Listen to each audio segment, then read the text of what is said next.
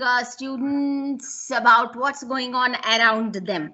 So it's now there is a big debate going on in sociology about micro versus macro studies. Micro studies are, those that are located in our neighborhood, in our street, in our homes, in our classrooms, in our surroundings. And macro studies, I'm not undermining their importance. You have to know the concepts, of course, and the theories. I'm a great admirer of theories in any given discipline. But I also believe that unless those theories are understood in the context of what we call lived-in experiences of people, it has no meaning. The same is true of public policy. This is what I keep on telling my students of the public policy class also, that policy is not something that is just on paper. Policy becomes relevant only when you relate it to people. Who are the people who are going to use that? And how does it change their life, or does it make it better, or is it going to still make it worse? So all those questions that we have to ask, in the disciplines that we have chosen to study are what should also be brought into the classroom. And social movements, about which I'm going to talk, are relevant not just for sociology students, but for students of policy as well. Because ultimately we look at policy itself as a movement, because it's something that can translate our desires, our goals, our dreams into action. And to me, I look at sociology basically as a dream. Dream means not a personal dream, but dreams for society. So whether you are a student of sociology, or whether you're a student of public policy, or whether you're a student of so many other disciplines, what you first have to learn is you have to start dreaming for creation of a better society. And I think both public policy and sociology have this dream of creating a good society, a better society, a society where there is a balance of power, balance of resources, a balance in utilizing the benefits that society has created for us. So in this background, I will start talking first about what social movements are. See, and why we should know about social movements. Now, probably in about an hour or two, it's not possible to complete this discourse on social movement, because in sociology itself, we have independent papers on social movements. But given the fact that you are learning several things along with this, it's important to limit, what we are going to talk about to a certain framework, and I'll definitely try to do my best. To give you a brief framework for the way I propose to go about, first we'll spend some time talking about what social movements are, why it is important to study social movements, what are the characteristics of social movements, and also then go on to discussing, I thought, some 4 critical movements in this state, which are also very much relevant to understand the national scenario in this country. So those 4 movements that we thought, after discussing between ourselves, what Sylvia and I thought were important for the tribal movement in Karnataka, the women's movement, the Dalit movement, and the environmental movement. Of course, they are all related to one another, because there is one more thing I want to tell you, that today we are increasingly using a word called intersectionality in all social science disciplines. Public policy also, we must have intersectionality, without which you really can't do justice to any topic you are going to discuss. See, one basic lesson that we have to learn, both as students of sociology and public policy, is that you cannot discuss things in isolation.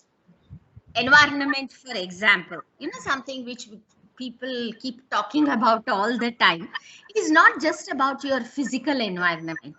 It's not just about what surrounds you. You have to understand environment only in the context of class divisions, caste divisions, location, resource allocation, politics, economics, culture, development. Look at the number of issues that are coming into discussion of a theme like environment. So is the case with women's movement, the Dalit movement, or the tribal movement, about which I want to talk about later. So no group, you see, can be understood in isolation from others. This is one basic truth we all have to learn. We often think that you can take up themes as isolated units, but that's wrong. So the word intersectionality is very important in all social science disciplines. Where, as I have already told you, in policy, for example, policy is not just about making laws, rules, acts, etc. Unless you ask questions. Now I'm going to moving to a new point. Unless you ask questions, basic questions. Whom is this policy meant for? And what sociology am I doing, if I'm not ready to understand what is going on outside my class? See, they are not just concepts for us, should not be like that. It is going beyond the classroom. It's beyond just 20 marks or 30 marks or 10 marks, whatever we prescribe in the exam. The quality that is very important for all of us to acquire is that you ask a question, why am I studying this? In what way am I going to be helped by understanding what social movements are or what policy is? How can I relate it to people? So I always have looked at sociology. What I have learned in the course of my almost half a century of my existence with this discipline is that unless you ask questions, unless you start thinking, the relevance of what I'm doing in the classroom, what I'm studying in the classroom to the life outside, it's not of much importance. So now let me go to this the movement concept. Basically, what is a social movement? As individuals, we all also protest, we also rebel, we ask questions, and we try to bring about change. We do all the four, even as individuals. One, many times questions come in your mind. Why is it like this and why is it not like that? Only two questions are important. First, when something happens, when you're noticing something around you, you first have to ask why. Why is it like this? When you see so much food being wasted, in many places, I'm glad that nowadays I don't hear people with talking like this. But as a young person, I was so used to people saying, okay, you are served some 10 items on your plate. And if you eat everything, we were told that don't eat everything, okay, leave something. Because people will think that you are greedy, you are, that you don't have manners. So many times, even if we felt like eating, we did not eat, just had to leave bits. But don't you think we should also ask questions about, there are so many people in this country who are going without food. When you hear the word hunger, death, often we used to say when we heard, really people die of hunger? No. I have these fights all the time with people around me, who say, you sociologists, you are obsessed. for everything you want to point out something. You keep on saying this is not there, that is not there. You start questioning. But the truth is yes. And I suppose you are aware of the fact that there is a prediction that in the post-pandemic times, hunger deaths will increase. So always you see that huge gap, between those who talking about food itself, who waste food and just dabble with the plate only to create the impression that okay, you are not greedy. But there is also the other extreme where there are people, crores, who can't even afford 2 square meals per day. This is the genesis of the movements. And you have, so much inequality. You see, as students of public policy as well as sociology, if there is one basic lesson that we have all learned is that this is not an equal society. We are living in an unequal world. And the grounds of inequality are ever so many. First, it may be gender, it may be caste, it may be race, it may be location, it may be economic capabilities, it may be regional imbalances, it may be the onslaught of many of those disasters which several regions have to constantly face. But the truth is that we are not all equal. Of course, the types of inequality, the levels of inequality, the impact of inequality are all different. However, we should never think that, there is equality in practice for everybody. Movements happen because movements are basically a reminder to us that we live in an unequal world. The first basic truth about any social movement is that it is a reminder to us that we are not living in an equal world. First. Second thing is, as I told you, movement is is an offshoot, if I may call it so, of questions that come in our minds. Why am I having 20 items on my plate? Is it necessary?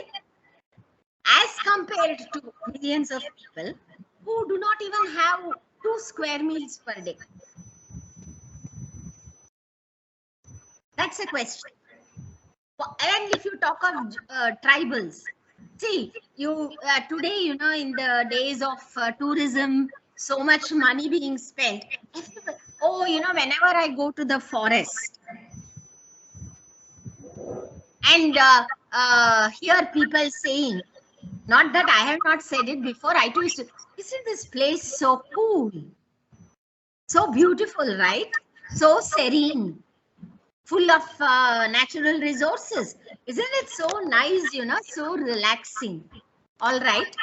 For all of us who live in places like Bangalore, Mysore, Mumbai, wherever, go there for 4 days and have all the fun. We go for walks, treks, bird watching, animal watching. Then we have all the local foods. We go on boat rides. We do everything. But often we say, so nice, this place is very casual comment. Yes, surely it's beautiful. But for us, students, teachers, researchers of public policy, sociology, because we are talking, I'm addressing you, I'm taking examples from these 2 disciplines only. The more important thing is, what if I am to stay here forever? What if I'll have to walk for 10 kilometers this side and 10 kilometers that side to access a school? What if I have to go for 30 kilometers to reach the nearest primary health center? What if somebody died in my neighborhood, not because that person was had such a serious problem, but he or she could not be taken to the medical facility in time. So the most important reason for any movement to explode is the question. They are questions that come in the minds of some people, because you will also see that so many people are watching many things happening around them day in and day out. Many times they are not bothered, it's like saying, hey, in what way does it affect me? It's not my problem, you see. And there are those who that is one reaction. I don't care as long as it hasn't affected me. Number two, I have enough to think of myself. Why am I going to bother about somebody with whom I have no connection? Third thing is, I'm not a reformer, that I have to try and change society. So I don't care.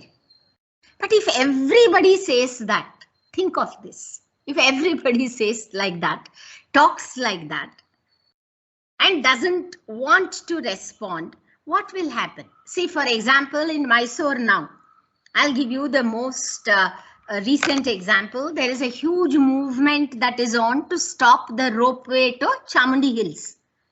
All of you will know Chamundi Hills, right? So they want to have a ropeway. Why? It's really not necessary. And it's going to have so many other environmental hazards and will create environmental problems. Why are people protesting? Why are they, creating a movement? I may not go to Chamundi Hills every day. If I go, I may go by car, which will not take more than half an hour from where, in Mysore, everything is close by. 1,000 steps people walk. There are those who have been walking, going up and down for years. So why do you want to have this ropeway? Is a question that only some people asked. And they are now making a movement, because for any issue to become a movement, there has to be what we call collective mobilization. People have to get involved. So questions and action. Now I'm going to a new point. What is basically a social movement? It emerges as a question in the minds of a large number of people, or maybe only one or two persons. See, the women's movement, for example, I may give you another example, because Karnataka has always had a very strong women's movement. We'll talk about that next. See, initially, I remember in the 1980s, there's a huge, nice place in Mysore. This is one of Karnataka's, why Karnataka, and even India itself, this city of ours has a very prominent place in the movement against women's inequality. So I remember, I was not part of it then. When my seniors, I had heard that they meet there once a week. There's a nice garden, coconut garden. It's called, in Kannada, we call it Tengin Tota. You know what it means, a garden of coconuts. Where a couple of our friends, all of them highly educated, employed in white collar jobs, they used to, I believe, go there in the evening and talk. What did they talk? They talked Marxism, they talked feminism, they talked inequality. It was mostly a discussion group. Then they started asking questions, because that was also the time when violence against women came into the public domain. That Mathura rape case happened. And then the friends, the senior friends of ours who used to sit and talk, discuss, read, asked a question. Is this enough? I'll tell you more about it when I talk about the women's movement. But there was a certain incident that happened in this city. Like incidents, violence against women has been happening for centuries. But people said, oh, okay, women. They have to put up with domestic violence. They have to put up with marital violence. What is the big deal about it? So what? Who is beating her? It's the husband, right? Not anybody else. As if it was, legitimized. But when one such incident happened and a friend came and met these women who were discussing, who were reading, who were talking, he said, he asked a very relevant question. There is a problem this person is going through. Why don't you do something about it? Stop it. Why don't you agitate? Why don't you give her that push which she requires to protest violence? And that is how the movement came into the public sphere. Rajaram Mohan Roy, saw women being burnt on the funeral pyre of their spouses. That was accepted for so many hundreds of years. Why did he ask that question? So what I'm trying to tell you, I hope I'm making myself clear, is that the movement always has its genesis in a question. Even policy for that matter. Why do we have new policies? Why do we review existing policies?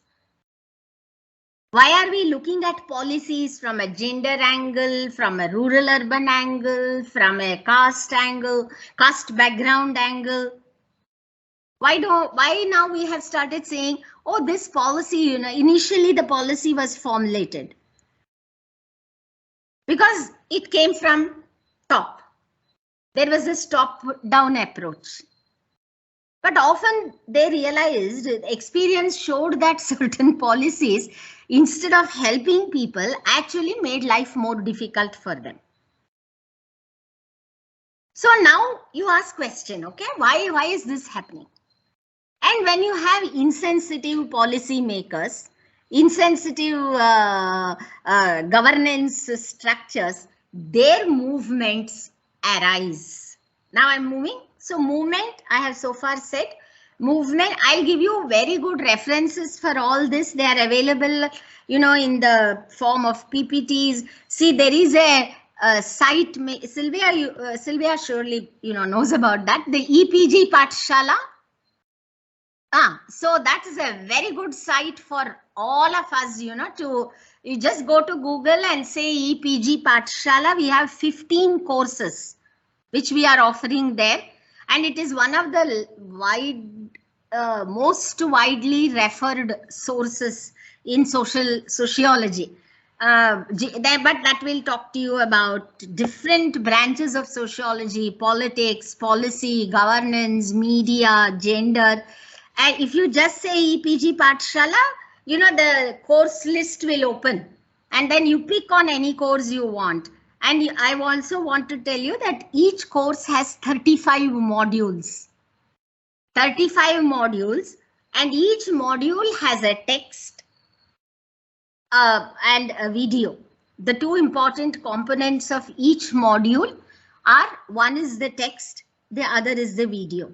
So these has been used globally, by students, by interested public, by teachers, by researchers. So this will be a very good source. So because I want to tell you that I'm not a PPT person, but because I like talking, and also I feel that when there is a time constraint, PPT means you go from here to there and there to here, a lot of time goes off. But there are lovely PPTs that are available in video form as well as in the other picture mode in this website. So you just go there and refer. There's one entire course on social movements. So you get to know about lots of movements that are happening in India, and with a good theoretical base also. So that's why I will concentrate more on how the movements have emerged and what has happened, what has not happened, and what is yet to happen. So now going back to what I was saying, so what basically a movement, I suppose you have got my the essence of what I'm trying to say now. The movement is a collective action. Here the stress is on the word collective. individuals also get ideas. Often movements arise in the minds of maybe selected individuals, for few people who either by discussion, who either by reading or, by questioning something that happens. See, so many things are happening around you all the time. But many people do not question. They either say, oh, come on, we become frustrated and we say, what is the use if I only ask questions? Or they will say, what is the, this has been happening, right, for so many years. Why am I going to create problems for myself now by raising these doubts? But everybody did not think like that. When Raja Ram Mohan Roy, because the first ever law against, gender, this thing in India, which is recorded, is about the act that came was the Anti-Sati Act. When he met the British government, he gave a letter, it was he who spearheaded this campaign for the passage of that law in the year 1829. But when the British government responded by, there are other issues also involved, but whatever, when they responded by enacting that law, it seems there's a huge demonstration of pro-Sati people in Kolkata who said, no, you see, it's okay to burn women. Our religion permits. But there was this British resident at that time in Kolkata who said, no, our religion does not permit and sanction burning of women. We're not going to allow this. So it may be, all the time, those who create movements are those people who keep on thinking, who have the capacity to take personal beyond personal and apply it to the society at large. When Raja Ram Mohan Roy saw his sister-in-law being burnt, he was shattered.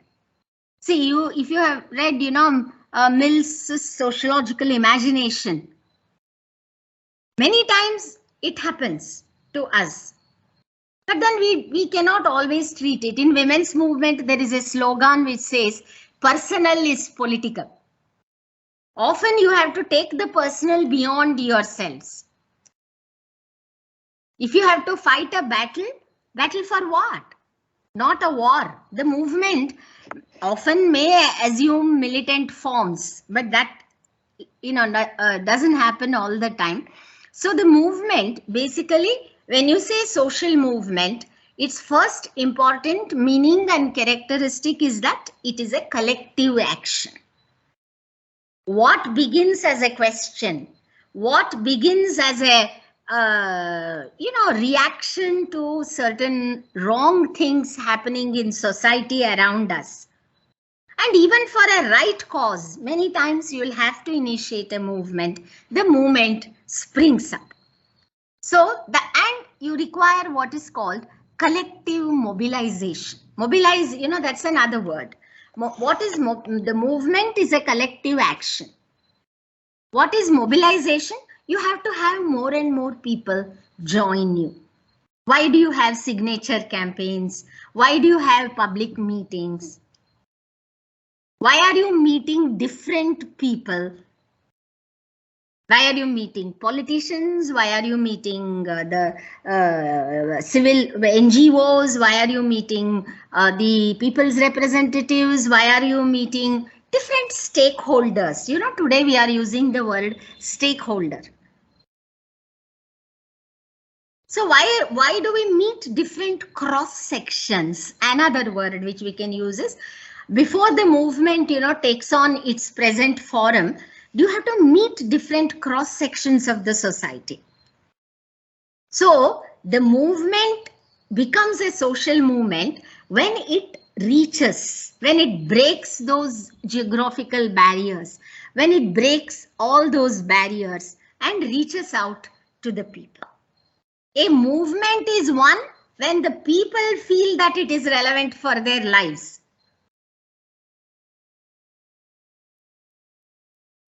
When the people feel that, yeah, here is a good cause for which we should support.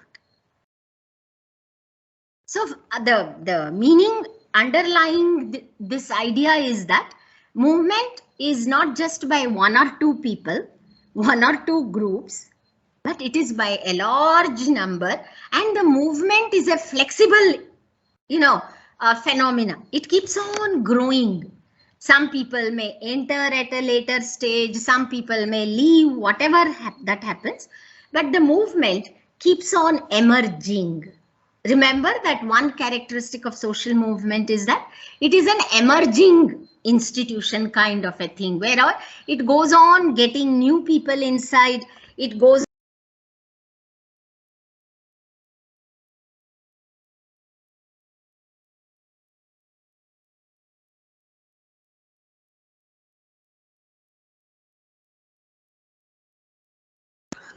Ma'am, you're on mute.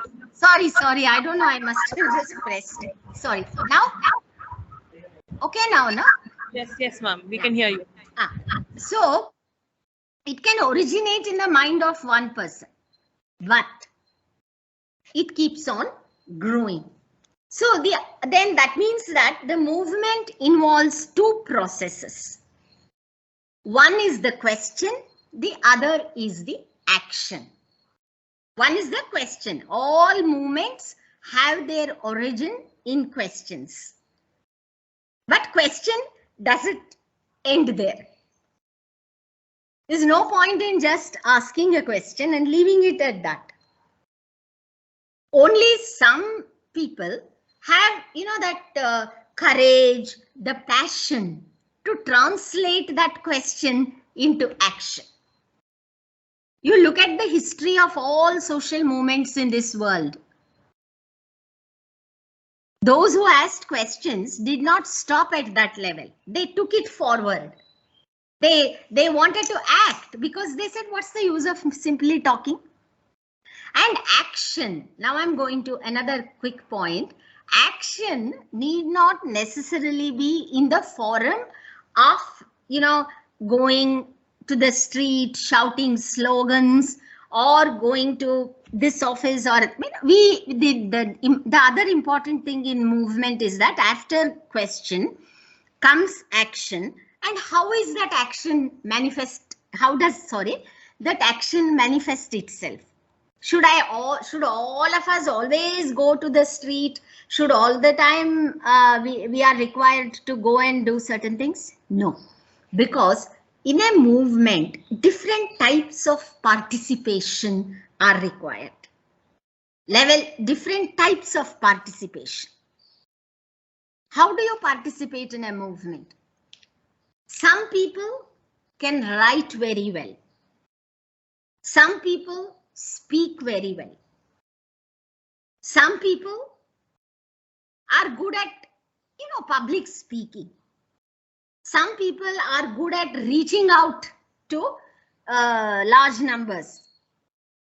Some people are good at building networks. This is very important in policy as well as sociology today. What is called as building networks. So a movement does not go in one track all the time. It is a multi-track process.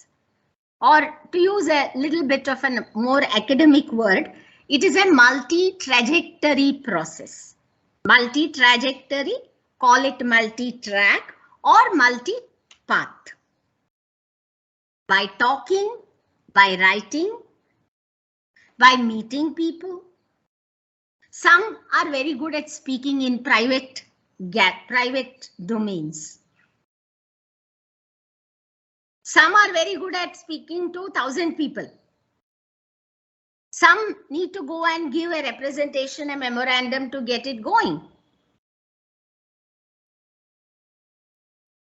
There is a student of mine who is taking a very leading role in this anti-ropeway movement. So he told me once, I'm sorry, I cannot do the academic part of it, writing, doing that, but I can surely go, talk, meet people, organize people. Well, that is also required. So a movement, as I said, is a multi-track kind of a process, and with that process goes on including new people. It is not exclusive, but to use another important concept, which is being so much used now in policy as well as in sociology, that is inclusion. It has to become inclusive. It has to draw, more people. Unless it becomes inclusive, it kind of loses its ground. And then you see, remember, the other very important characteristic of a social movement is, when does, an issue become a movement? You see, I'm now using this word. When does an issue become a movement? Why do we think that this is not right? Why do we think that this has to be protested? I remember, in the late 80s and early 90s, when dowry deaths became so common, not that they have all ended today, but every other day you used to hear. Different people reacted differently. Some said, so what, every day these things are happening. That is the reaction. But others got angry. They said, we must do something about it. I remember when I don't know, this happened much before all of you were born, but I'm sure you would have read about it. There was a Sati incident at this village in Rajasthan called Devrala, that incident where that woman Rup Kanwar was forced to commit sati. This was in 1980s. Can you imagine? You're not talking of 19th century, but here very much the last century. And there were public protests. In Mysore also there was a protest. I remember this one person who came and asked us, we from the women's movement. Very sarcastically he said, hey, you people, you don't have any other better job? One woman, here I'm quoting him. He said in Kannada, but I'm translating that to English. One woman goes and, she's forced to commit sati in some village in Rajasthan, and you people here in Mysore are creating such a problem, blocking traffic on the road, this procession, go, as if it is important.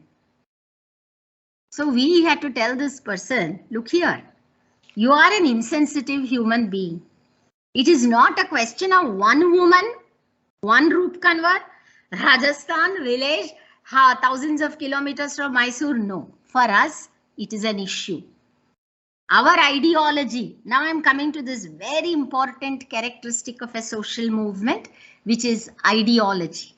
Only when you have an ideology, the movement grows and develops. So why did we think that we have to protest? Why did that man think that these people are wasting their time?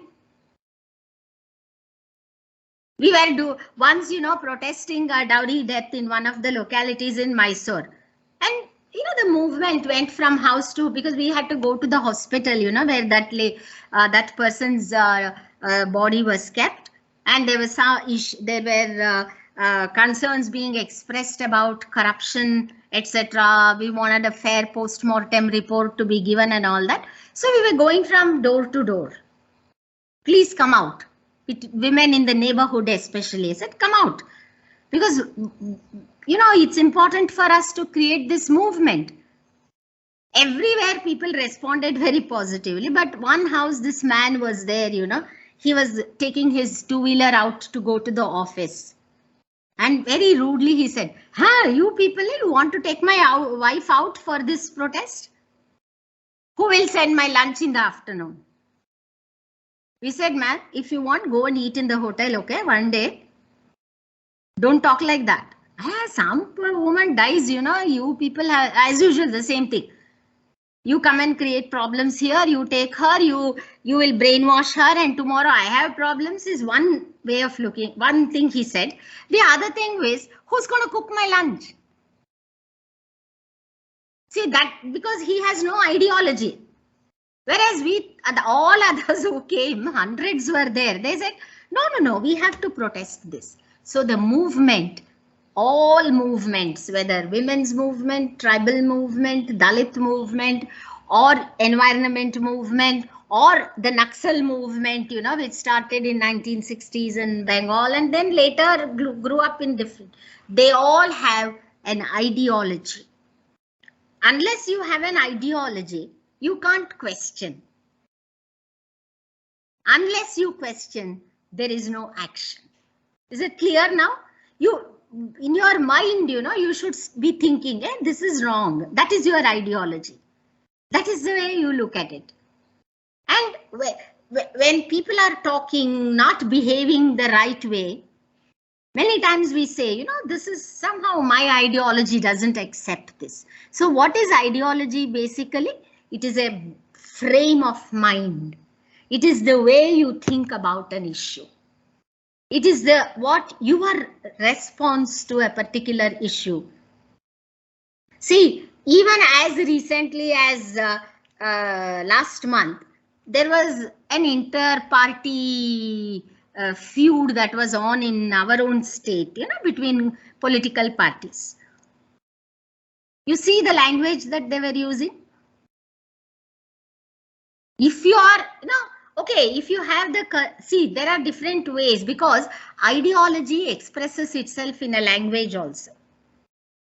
If I want to say, if you have the courage, you come out and talk. I would say like that.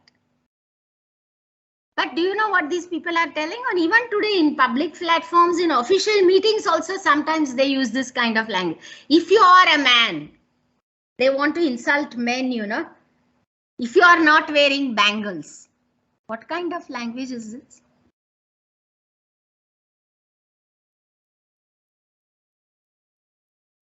Come out. Then don't come. If you are a man, if you're not wearing bangles, then talk. See, if your ideology, if you have an ideology of equality, if an ideology of respect, an ideology of showing, controlling ourselves when we talk, we don't use this kind of language. So I hope I made myself clear that ideology is a way of thinking. Only when you have a way of thinking about a particular issue, you ask question or you don't ask question. You let it go. Okay.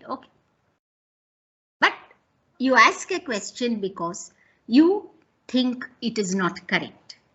When many people think that it is not correct, then the movement comes. So social movement, first, as I told you, to briefly, I probably will stop here for some time and please ask me any questions if you have concerns, comments, everything. One is, I said, what is social movement?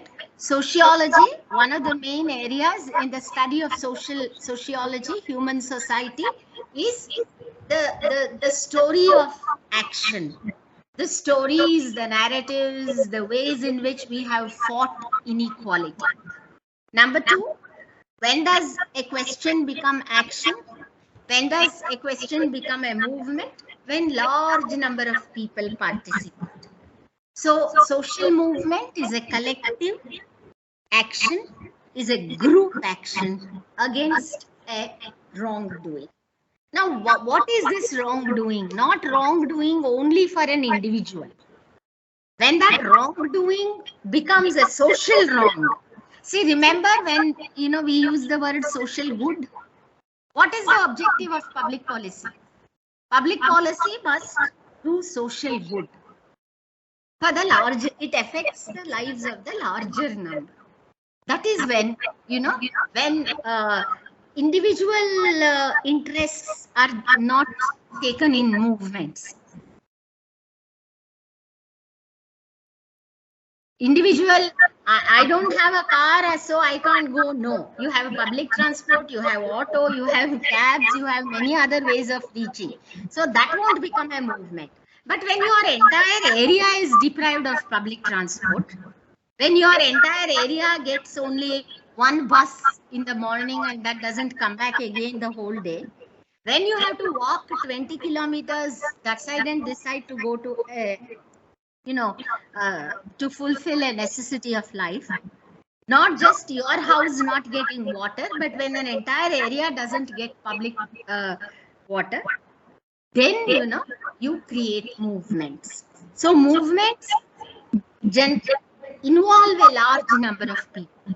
And the other point I have made today is the movement keeps on emerging.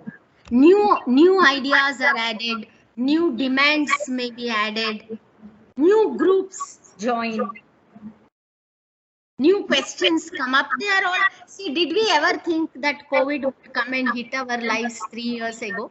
We didn't think so. Today, many of the movements have included COVID in their demands. See, today you are talking of the word post-pandemic times. Nobody ever thought that word would come 2 years ago. So the movement keeps on growing, but its basic ideology is there. No? How it originated, that won't change, because it's only when you think that in a certain way that you can mobilize action.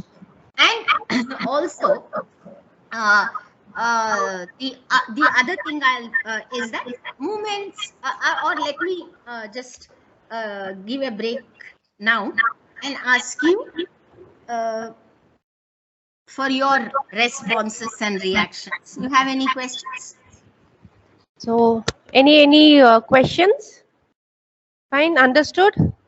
So, because the main points which ma'am has addressed about that, how the formation, the origin of the movement comes from the collectivity, collective action, isn't it? Collective actions comes from the collective mobilization, and all those are concepts. So you have to very much aware of those meaning of the concept which ma'am has already explained with the examples, and the characteristics of the movements and why the movements is important. It's that the thing that only that sociology students or public policy students want this, that will be not a movement. A group where the whole people are staying and there is a lack of anything, then only the movement comes. Fine. So ma'am has given so many explanations about the origin and what the topic is all about, that in next few classes ma'am will be going into taking one each movements and she will be explaining in details. Anyone have any question regarding these things? Any queries? Yes, Ranjini have, ma'am. So you can. Yeah, sure. Ma'am, we have these movements which have made a very nice impact and all of that. But then what is the momentum that it has kept along for all these years is something that I believe ideology has driven it really well. But what of those movements which are not so very ideologically backed? And how do we keep up the momentum of those movements? Yeah, thank you for this question. What did you say? See, the movements, let me, what I have now so far said are like the fundamental characteristics. But it is definitely true that many movements, which started in the 19th century or 20th century, there is a feeling that many of them are losing their ground. It's because, you see, as I said, the movement has to keep on emerging, isn't it? And ideology is also changed. See, initially, I can tell you that in the 1960s, when I myself was very young, I didn't know about movement then, but afterwards I read and found out. And also when I became part of many of those movements, had friends there, I learned that, see, initially when a movement starts, there is one common ideology, and that is to fight against exploitation and for a particular cause. But as the movement keeps on growing, as more and more people from diverse backgrounds join the movement, and as times change, as life becomes more demanding, it's also possible that the original ideology with which many people joined may lose its ground. There are also, it is also true, why should I say complaint? It is true that in many of the movements, that original commitment which was there, they say is not there. See, and many movements have now grown into splinter groups. They're not, initially everybody was together because they had a common cause to fight. But now politics, you know what happens is in every movement, politics try to enter.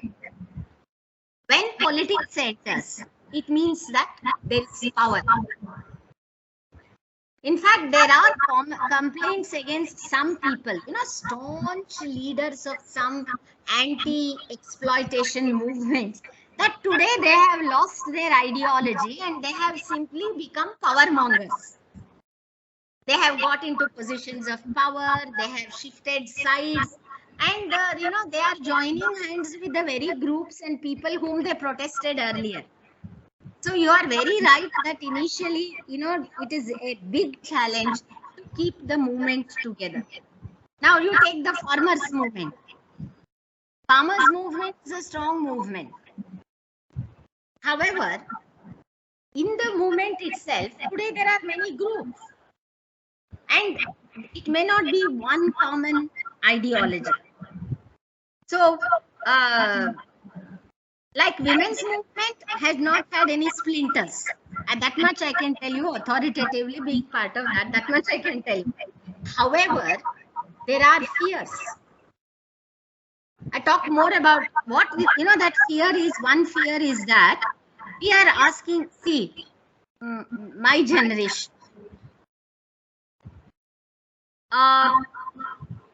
already entered life with an advantage, because already many paths were cleared, many blocks were removed, we had laws, etc., and we got it.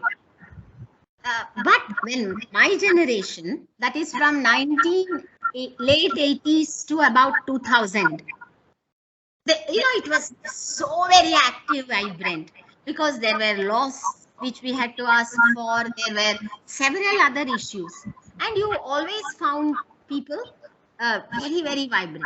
Today, one observation, one personal experience, one comment is that where is the next group of leaders? I would be very happy to see people, your generation now taking over. Enough is enough, you know.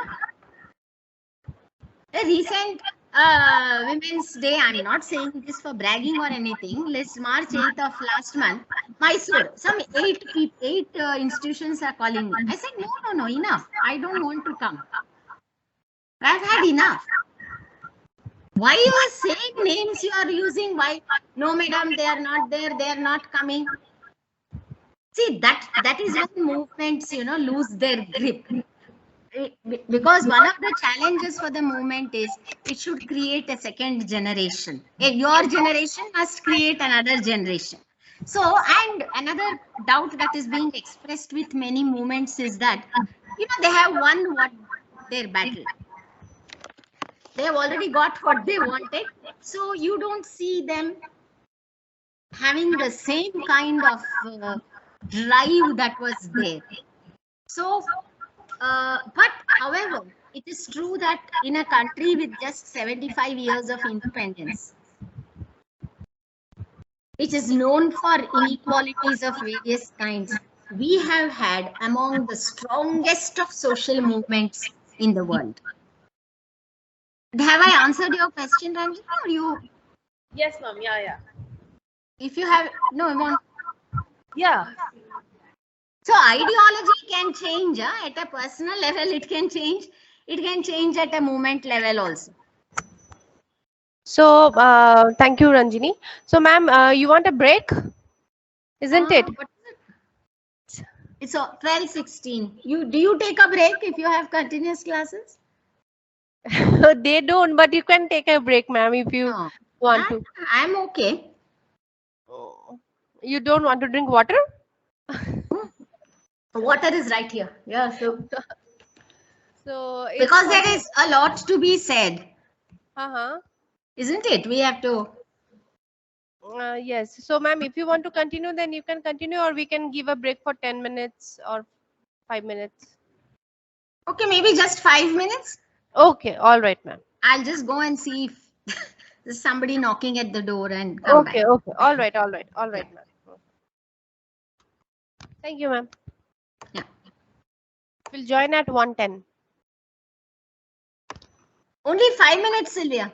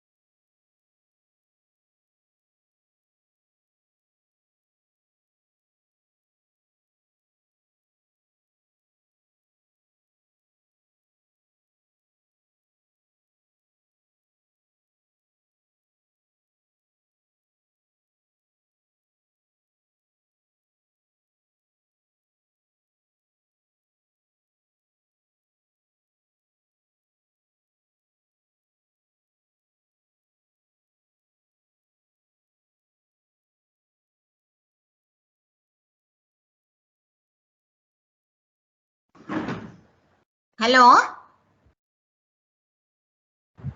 Yes, ma'am. Come. You all are late in ma'am's class. Come inside. Guys, water? Where are they? No? Busy with phone. Okay. So, come.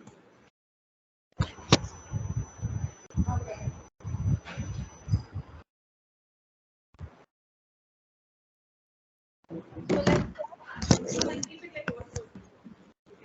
camera. Yes.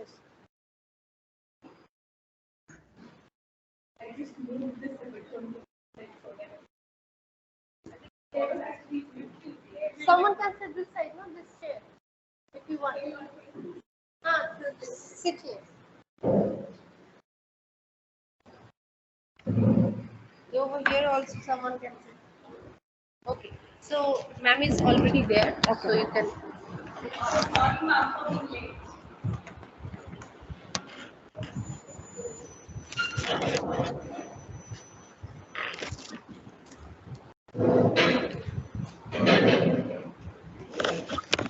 Any other question?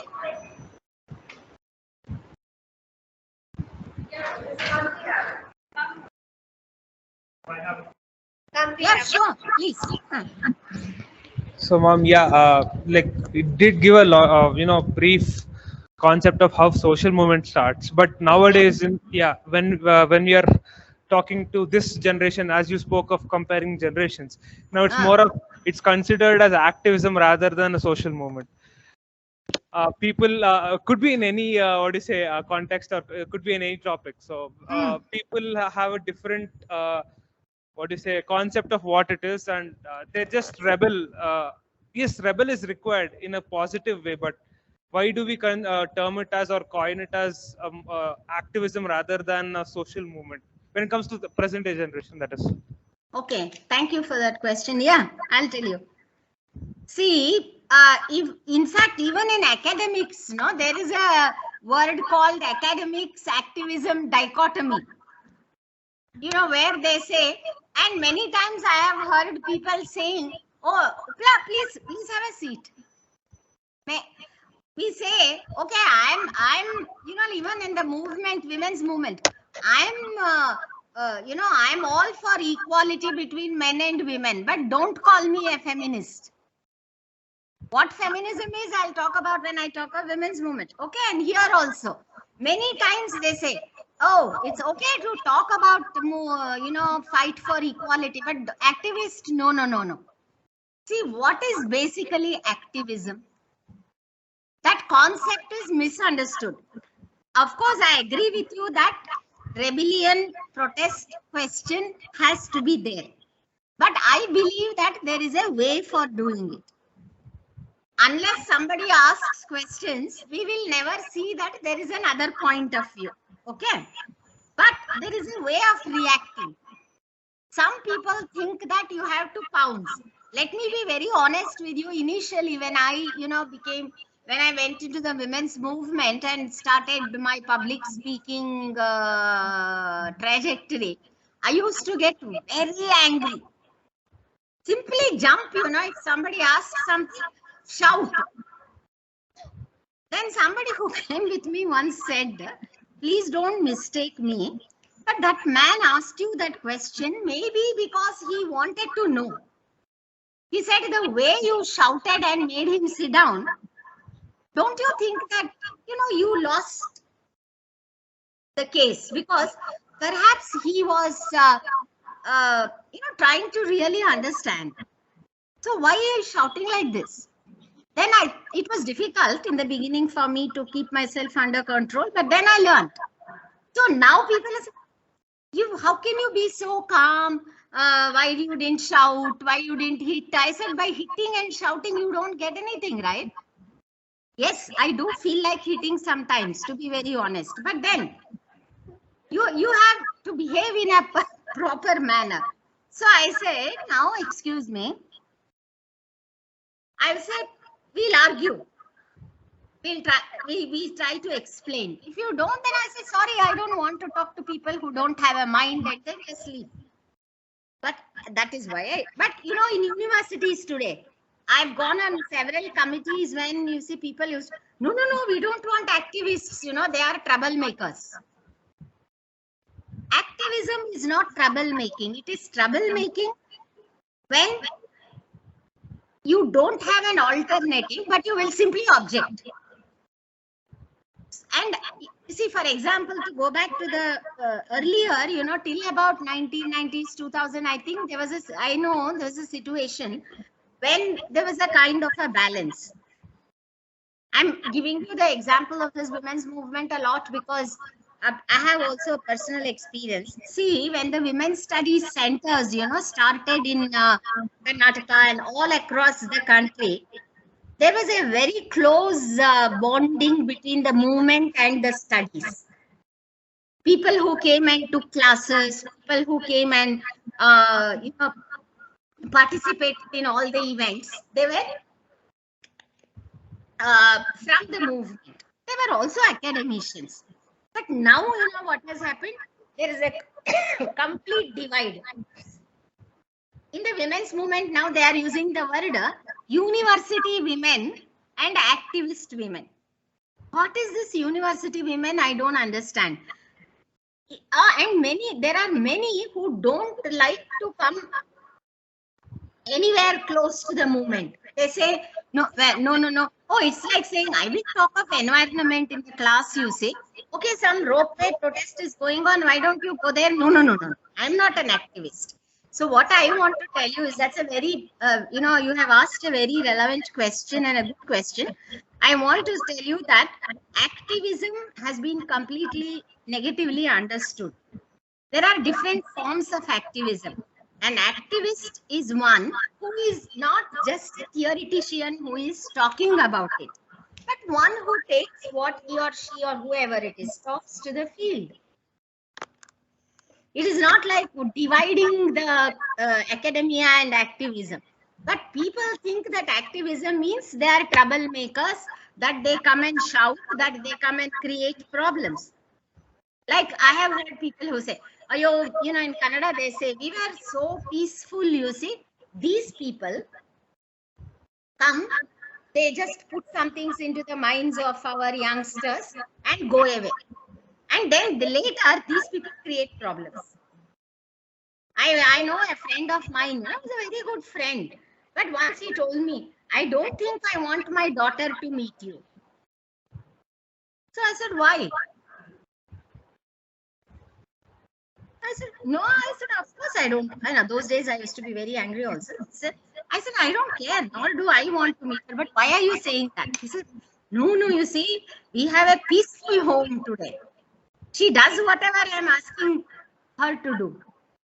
Now, once she comes and spends some time with you people, I know she will not be the same again and my peace will be destroyed. I said, ridiculous, you know. Once it's like telling, oh, my mother has been so happy, you know, serving us for the last 50 years.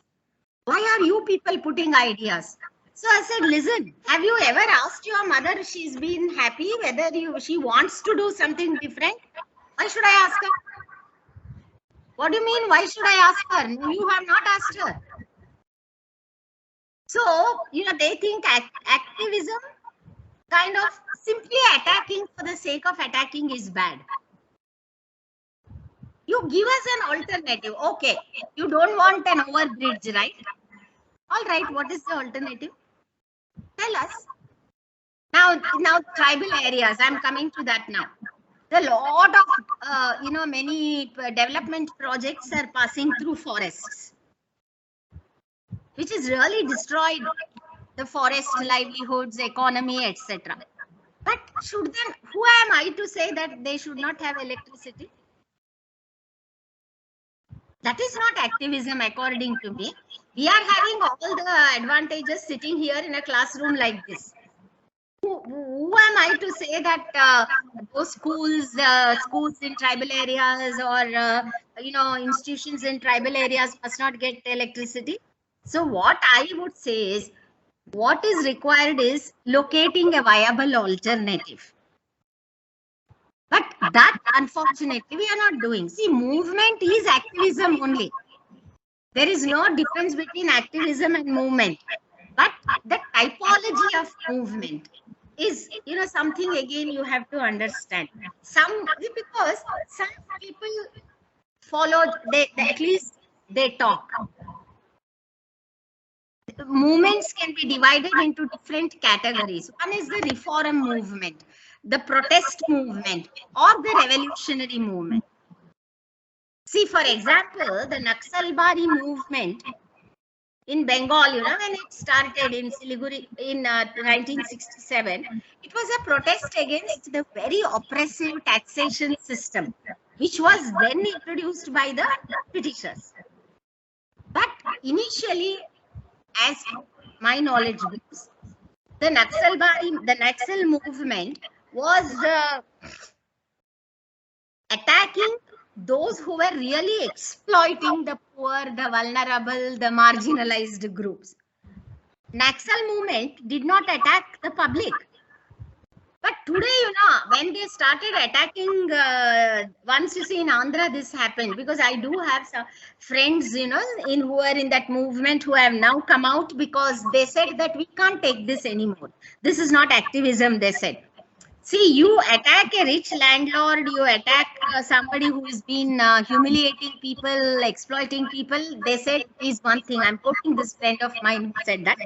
But then she also said, they are putting bombs into railway compartments, which are carrying only poor people.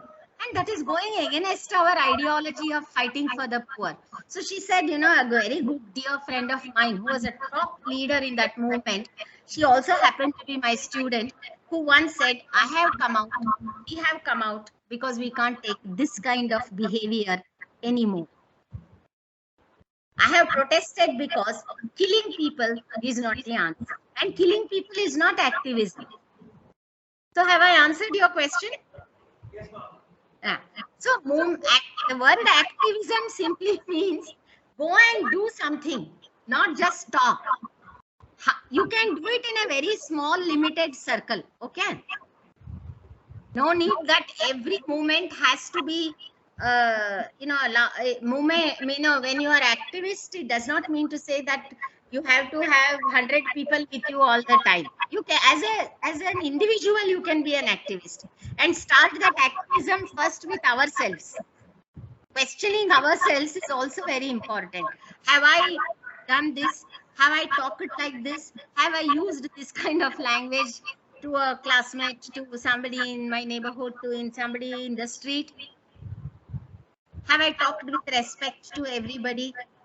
We do what you call as self-searching first. And then, in the best possible way, whatever is possible to us, we always have to try and make at least one life better. That is policy, that is sociology, according to me. The whole society, do you think we can change? No. So, activism is a very simple word, which means you are not just talking change, but you are also doing change. In sociology, we use that word. Are you a talking sociologist or a doing sociologist? Some sociologists have used the word, are you a talking sociologist who will talk only in the classroom, who will write nice, long pieces and say, finished, my job is done? No, you have to do. Doing is very important. Where you do, how you do, how many people you do, that of course differs from person to person. So shall we move ahead, Sylvia? So now, yeah, you want to ask something? Yes, ma'am. One last question. Sure. Yeah, no problem.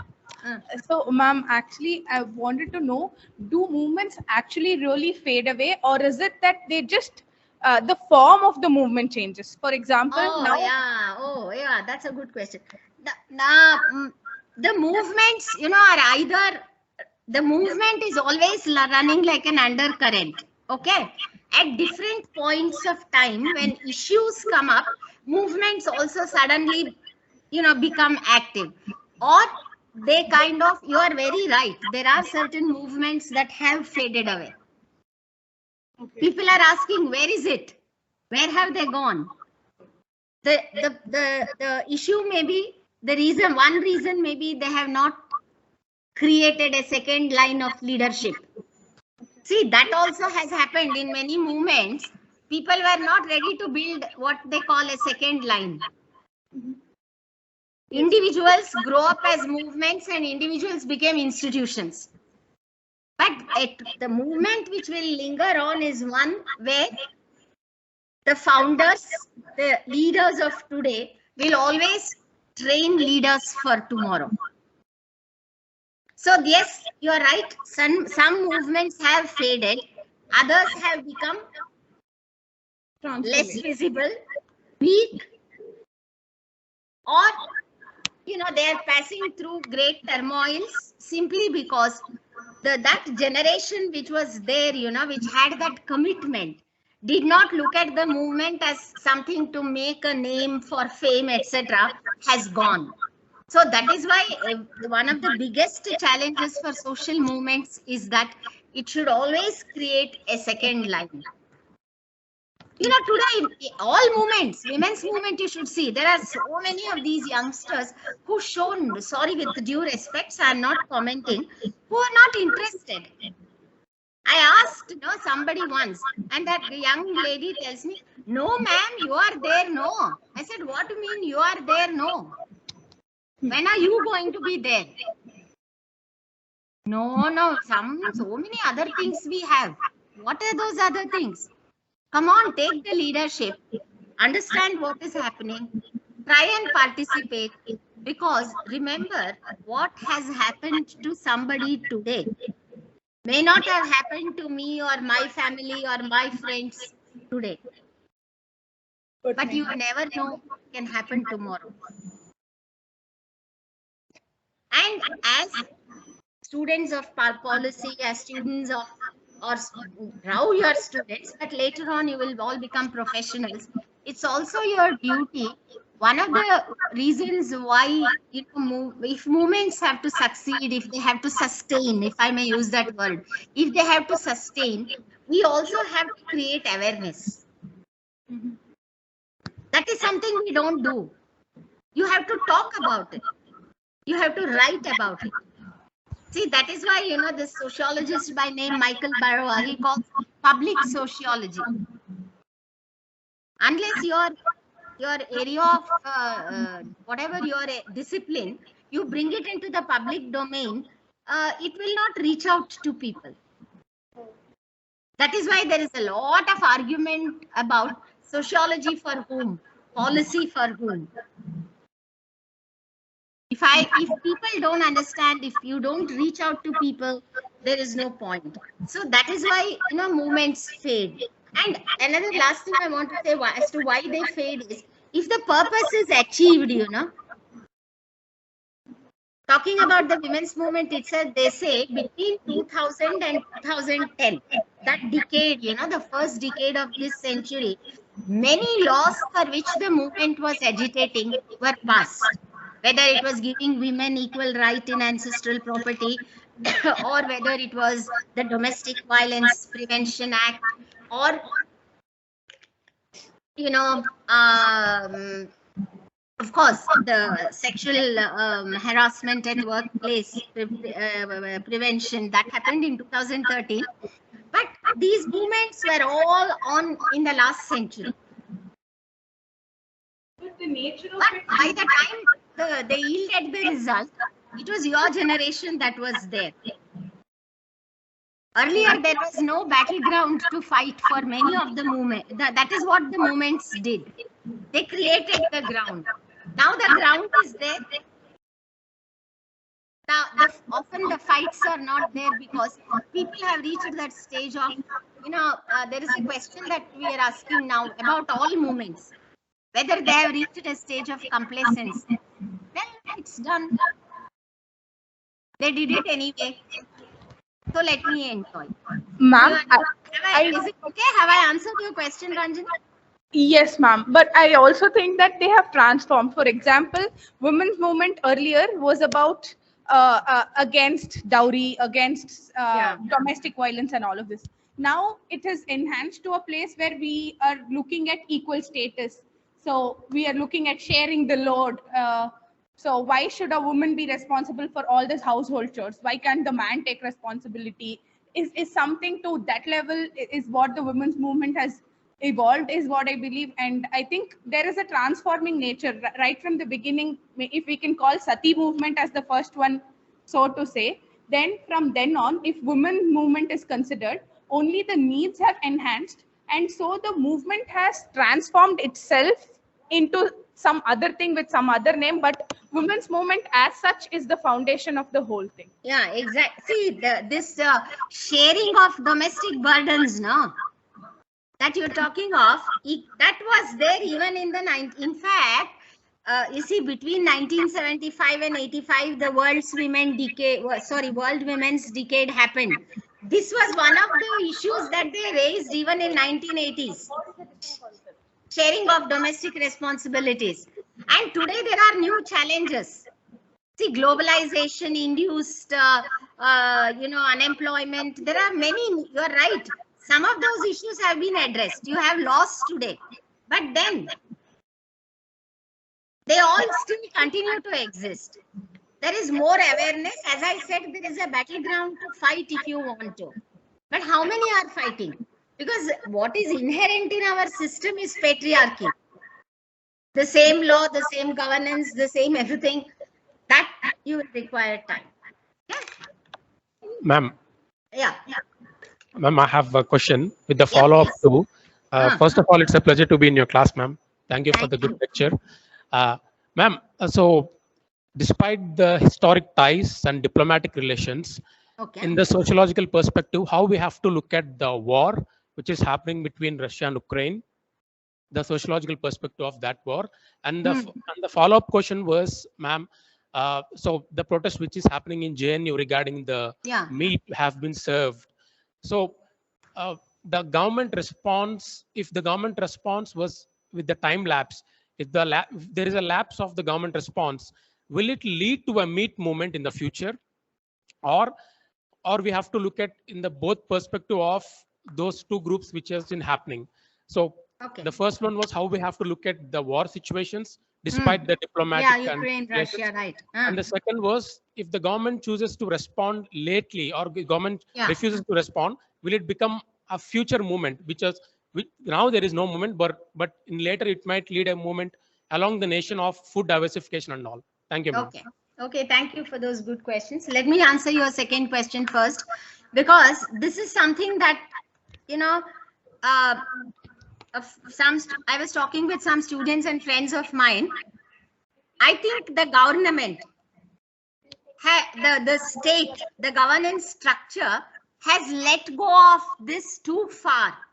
Now look at the whole hijab controversy, the issue that started in Karnataka, the kind of ramifications it is having on academic, social, public, political, economic life. Okay. I feel, it is my feeling, and somehow I'm experiencing that the governance structures have let the issue go beyond their own control. And I do not think that, they are going to control it, because they're often the vested interests of many people in those structures. Political parties, the politics of today is also involved here. So if it, and see, the governance structure is known for turning non-issues into issues. And remember, today those in power are always practicing the game that Britishers played. We blamed the colonizers for divide and rule policy. And this is exactly what they are doing now also, and governments have done this forever. When people come together, cutting across lines of caste, religion, gender, race, etc., they kind of will try to scuttle that by introducing some divisive issues, which will take away the wind from the real issues. So I do not, whether it is this JNU incident today or earlier JNU incidents, or what is happening in Karnataka itself today, every other day. See, it started with the hijab issue 2 months ago, and now see where it is coming. So that is happening because I don't, basically my first response is I don't consider them movements. Or if they call themselves movements, and that they are wrong. These are all splinter group, I mean, these are all divisive forces. I call them divisive elements that are trying to disrupt balance, simply because they are interested only in one thing: gaining power. And there are certain sensitive chords, which they are pulling, because we may not get excited by many of these things, but always, you see, human mind is such that there are certain sensitive chords which they're trying to pull. And so as a sociologist, all I say is, you see, I do not know whether I wrote a piece on hijab in Indian Express, which has been published last week, where I said it is necessary to look at the hijab beyond religion, from a gender lens. This is what I wanted to say, and it's published, and I'm happy that it has. Yes, ma'am. I have shared your link to them.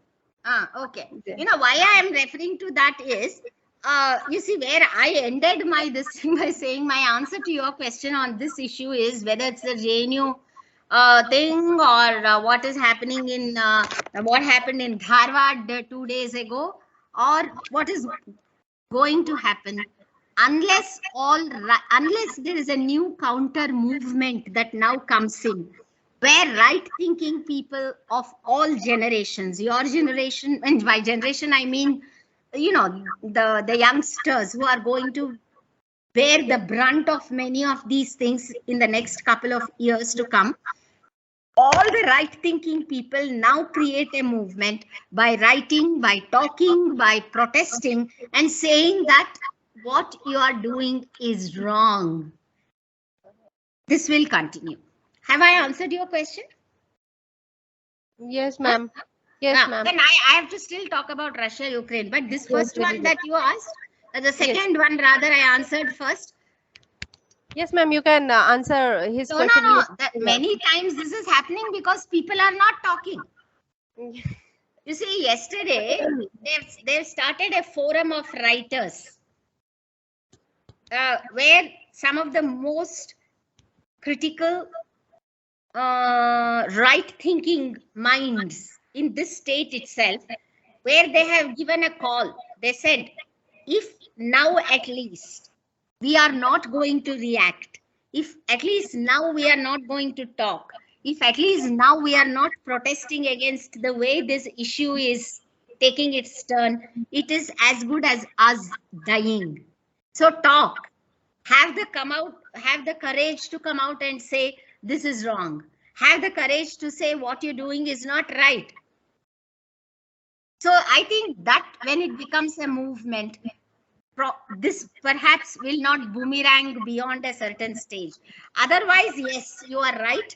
If the powers that be, they are there, I have a feeling they have now let this situation go out of control. They never ever anticipated that it will take this turn.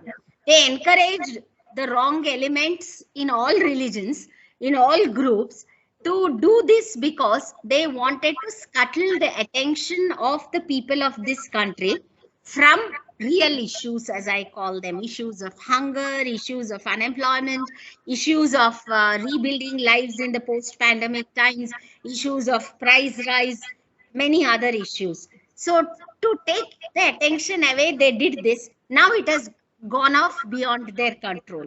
So I don't know whether the state, simply once in a way you hear them saying, oh, we will take strict action, we will do that, we will not tolerate what kind of law violation, etc. But you can take it from me that they won't do it because they have to stay on in power. And the power is the dearest for 99% of the people. So if the right thinking forces cutting across all barriers, caste, religion, state, everything. Don't speak. It will happen. Now, coming to your Russia-Ukraine question, I will be very honest with you. I'm not commenting too much on the internet, the policies and that kind of an issue. One thing I can say is in the international arena, also I have seen that that again is a question of power. The power games that countries play. And especially those groups, those countries which we have identified as the so-called superpowers. Russia itself got a beating, you know what happened there some years ago. But in spite of that, you see, it's a question of power blocks. With my knowledge of sociology, if I can make some comment on that, it's a question of power blocks resisting the rise of other countries to gain power. This has happened between America and India. This has happened between, now Russia and many other countries. So I would only say, I don't know whether I can give I could give you an elaborate answer to the second question because I've thought about it, written about it, done some little bit of work on that. But to your first question, all I can say is that again is a question, to me, if I have understood it correctly, it's a question of power, equations at work. And Russia's intolerance of Ukraine is because of that. This is all my response. Thank you, ma'am. Thank you, ma'am. There are many questions that is coming up, but I would suggest that we can stick to our own portion and continue the movement. When we come, we'll talk a lot. We'll talk the whole day if you have. Yes, that's what. So it's we can go through the movement. Yeah, we can eat something. Tell me what you want me to bring from Mysore and. So ma'am, you can start with. So we'll talk about. I thought today we'll just talk a little bit about the tribal movements. Yes. Okay. Yes, ma'am. And so, in the background of and the discussion can go on. All right, nothing is. It's an ongoing dialogue, so we'll talk. Yes, ma'am. But your time I met you. Your time is important. No problem. So we can start with the tribal problem. Having class, no, in the afternoon. Yes, they have class from 2 o'clock. No. Oh. They have class from 2 o'clock. Okay, it's already 5 minutes to 1. So quickly I'll run through. Probably a lot of issues of this will come in the environment movement also. So what do you know about the tribes? Tell me. Let's start with the question. Tribes? Ma'am, those who live in isolate area. Those who live in isolate area, ma'am. Okay. Yeah. Isolated means which one? Can you give me an example?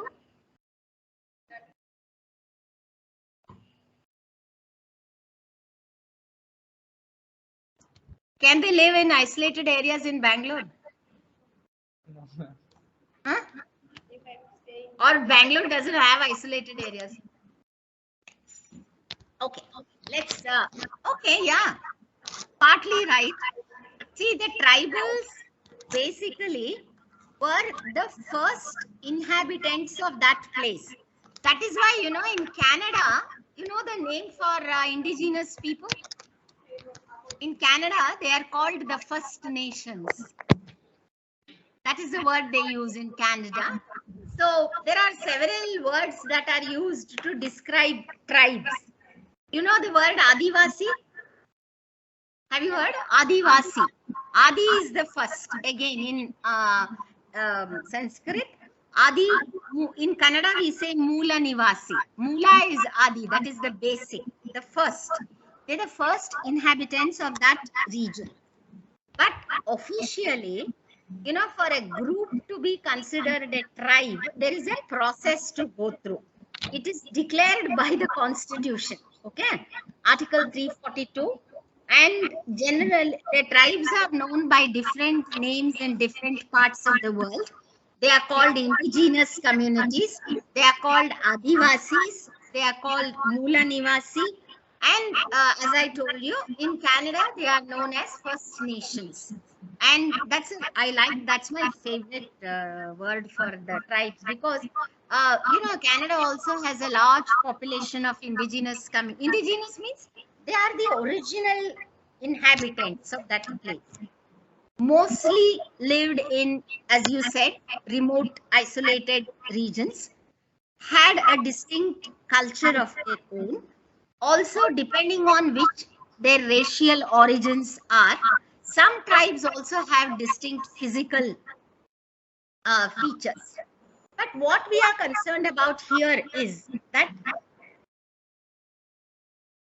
today, one of the strongest movements that has brought into public focus the situations of the lives of several people. The tribes are supposed to form, according to statistics, about 8 to 9% of India's population. And in Karnataka state also, they are around 7% of our population. Okay. And the official statistics puts it at 50 tribal groups, but there may be many more or many less. But let me tell you that what are the issues of this movement. Now the tribes, are, most people have no idea of the lives of these tribals. They think that, like they show in many of our movies, wearing some unique type of dress, having feathers on their head. Like the group with which I am working, and also I would prefer to use the word forest dependent communities rather than tribe. Okay, because tribe is it is an official nomenclature. You may not be considered a tribe in the official parlance, but if they live in the forest or around the forest, if they are dependent on the forest, it means that many of their situations are similar to those of tribal groups. So, for example, there are many groups in Karnataka state itself whose lives and livelihoods are dependent exclusively on the forest, but they are not designated yet as a tribe by the government because it's a long process. It has to go through the state government, it has to go to committees, then only on the recommendation of the parliament will the President of India issue a proclamation considering the group as a tribe. All this is available in the virtual mode, so you can check it. Now, I want to talk about certain issues that affect the lives of forest dependent communities and other tribals, because as I told you, all forest dependent communities are not tribals, but however majority of the tribals are dependent on the forest. And also talking about Karnataka and social movements, I will probably talk more about the Vachana movement when I talk of women's movement tomorrow. But the truth is, this state has had movements as early as 12th century. Movement against gender inequality, movement against caste inequality. So the 12th century Vachana movement in Karnataka had, you can in fact say this was the beginnings of an effort to bring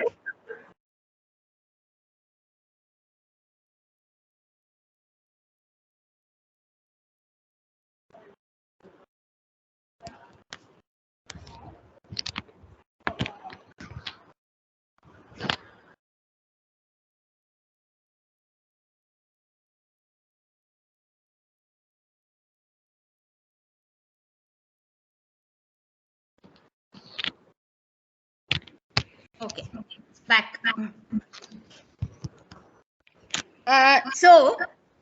See, there are two words that many people we use in sociology and even in day-to-day conversation many times.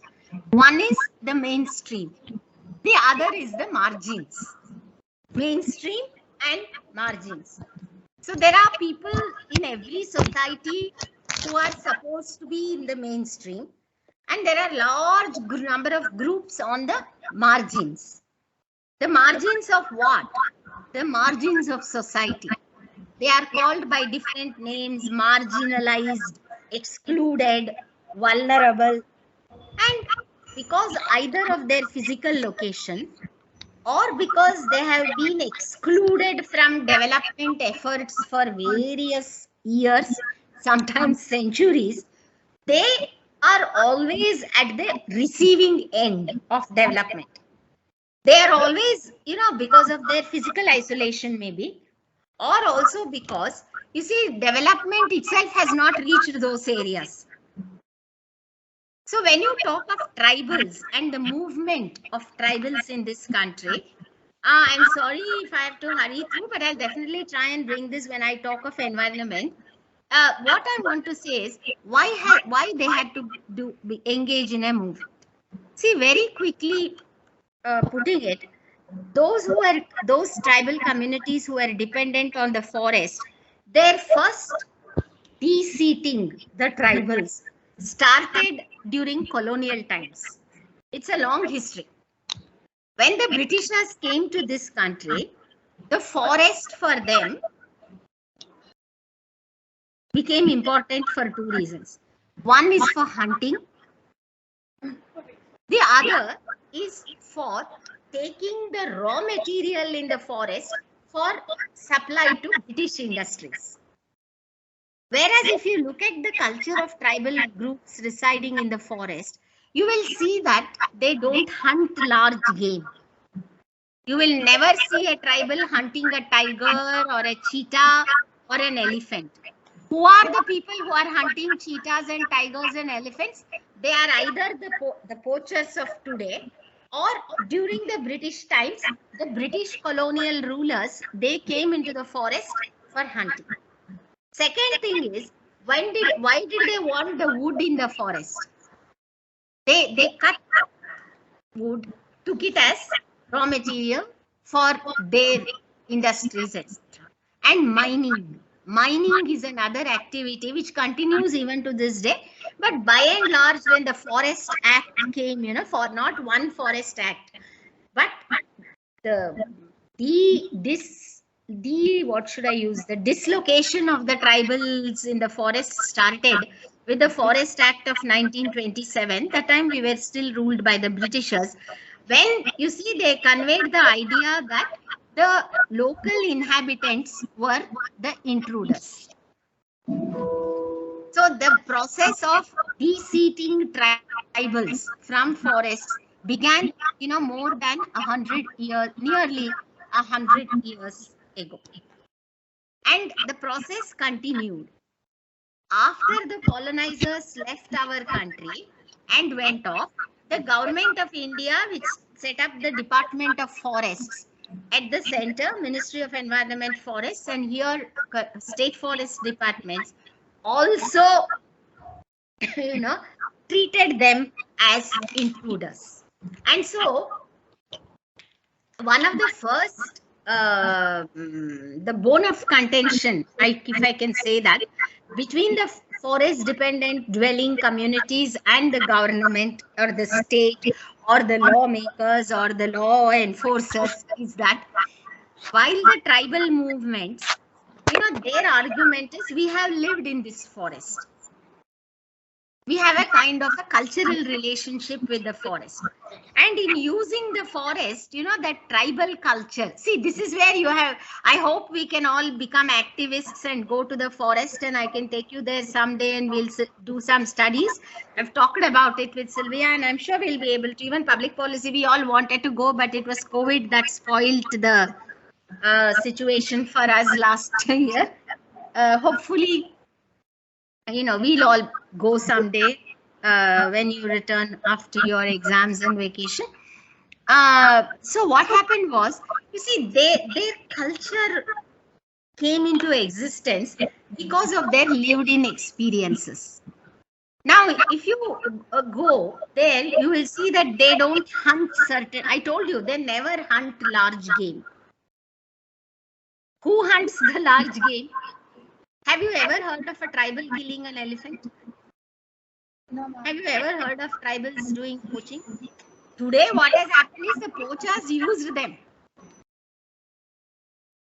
And they know the locale of the forest and its interior so well that to go hunting for large game, to take tuskers, to engage in illicit trade, to cut wood, mining. You know, I have gone to this place called Joda in Orissa, you see, which was the private mines story there is one of the worst that you will ever hear of.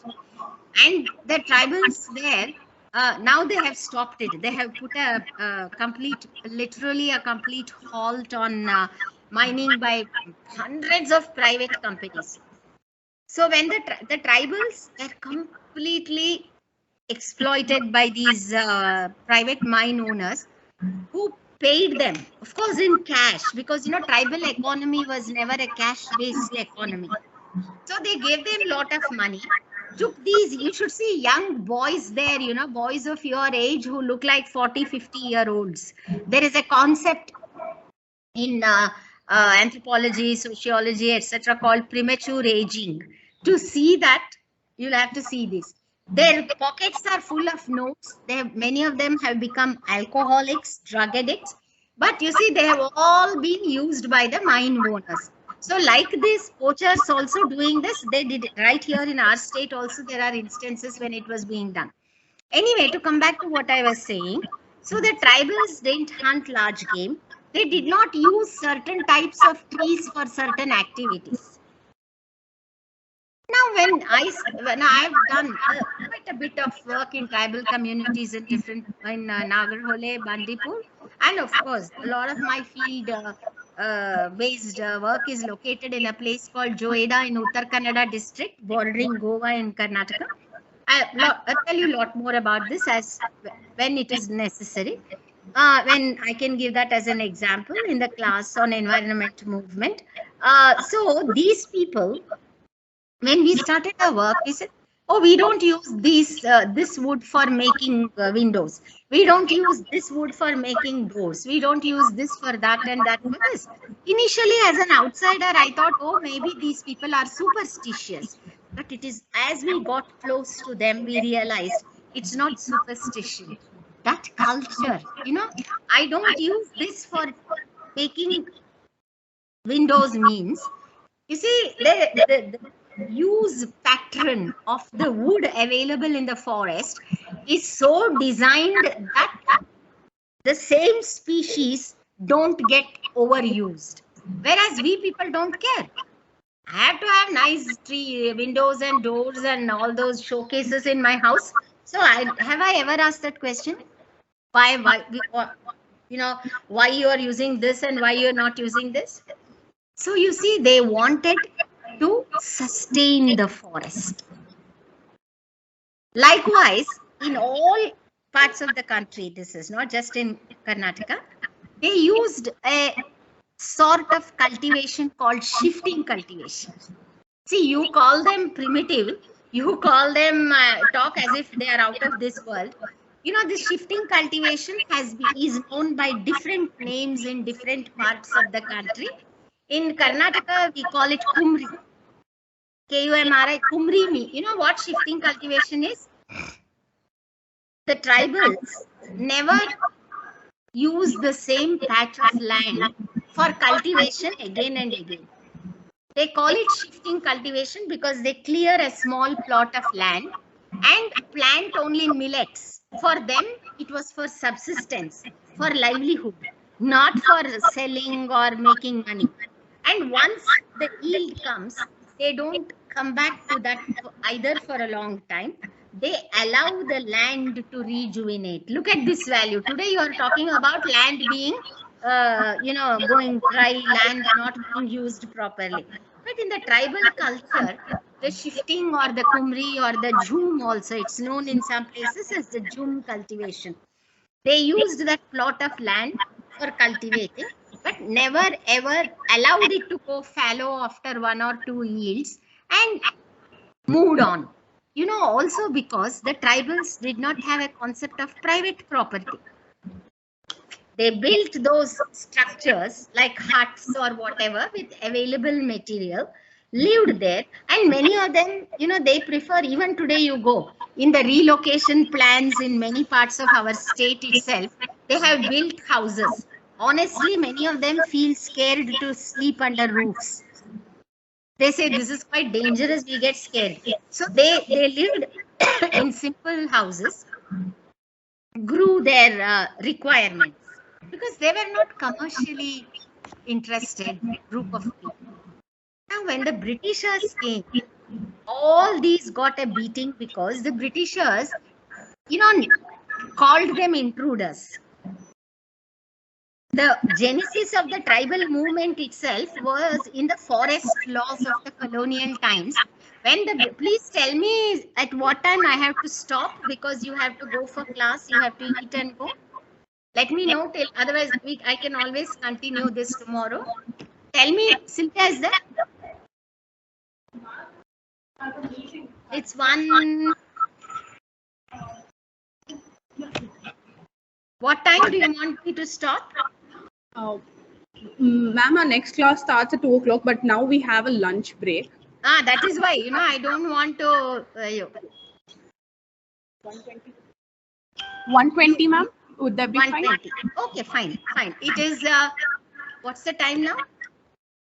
1:13. Okay, another 5 minutes. Is that okay? Yeah. Let Yes, me ma'am. finish this background and then the example, what I do is mix with the environment movement tomorrow. That is possible. Okay. And so, you see, the forest laws first took away their rights over the forest. That is the beginnings of the movement, as I was telling you. It took away the rights of movement, physical movement. They were arrested, they were beaten, they were driven. All kinds of things started happening because the colonial rulers saw the local inhabitants, the tribals of the forests, as intruders. Number two, the tribals on their part felt that they had a right to use the forest because they never abused it. They always used it. They had the right to use the forest for their own livelihood. You see, there is a word called as minor forest produce, which is officially recognized. So when they collect, twigs, honey, fruits, berries, kill, eat small animals, if at all it is part of their culture, it is never to destroy the forest. It is always to protect the forest. But when laws, and after India became independent, forest laws became more stringent. So you see, a clear division was created between the rulers and the forest dwelling communities. And they were being sent out mercilessly. In tribal development, I will say this and stop maybe because we can take it up from tomorrow. See, there are 3 approaches in development of tribals. One is called the isolationist approach. Total isolation. The isolationists will say, leave them alone, okay? Don't disturb. If they want to live on the trees, let them, as if people talk as if everybody lives on the tree. No, it's wrong actually. All of media creation also many times. So they'll say, okay, isolate them. Leave them alone. The other extreme is what is called the integration approach. Many of the tribal policies of tribal development are using this approach. Oh, they are, those are gone. We developed them. We changed them. We are doing this for their good. So let them forget all that they were doing and come and be like us. They cannot be like us, meaning we will give the house, we will give the land, we will show where they should live. They're not ready for it. So the middle path, as we call it, is the a mid-level approach, what is called. See, there are elements of their culture which are actually good for environmental protection. As I told you, they don't chop certain types of trees. They don't kill certain types of animals. They don't grow certain varieties of plants. It's good for the environment. So they are saying, let us continue that. So, but unfortunately, what is happening is between integration and isolation, we are killing. So let me stop here. Sylvia, is there? Sylvia is back. Yes, Sylvia, ma'am. I'll stop here now because I think they have to go for class. I've given Yes. them an introduction on tribals and what Yes, are the ma'am. issues. Okay, okay. All right, ma'am. All right, What ma'am. We I'll do can. is tomorrow talk of, Mm-hmm. because you have definitely 2 hours tomorrow would mean that general introduction about movement I don't have to give. So No, no, no. when you talk of environment movement, you have to bring the tribals. So we'll club the Mm-hmm. two and take it forward, okay? Because Okay, I think okay. they have to have lunch. So, but Yes, I've given yes, them kind of the feel of the tribal issue. yes, ma'am. Okay. Okay, okay. Thank you, ma'am. So, ma'am, you Same have time, given. same link, no? Pardon, ma'am. Same time, same link. Same time, same link. Okay. So tomorrow we can start with the environment and the tribal with Exactly. the code in detail. Yeah. Thank you, ma'am, so much Okay, for thank you. giving I your hope time. I said something that made. Yes, Yes, we on offline time we can go together and have a lunch with the Oh students. yeah, sure, definitely. If a time So when permits, are you? we can do. You're back on Monday. Monday, shall I come? Whenever, ma'am, whenever you are free, you come. I will arrange. I try to be there on Monday, Tuesday. Is that okay?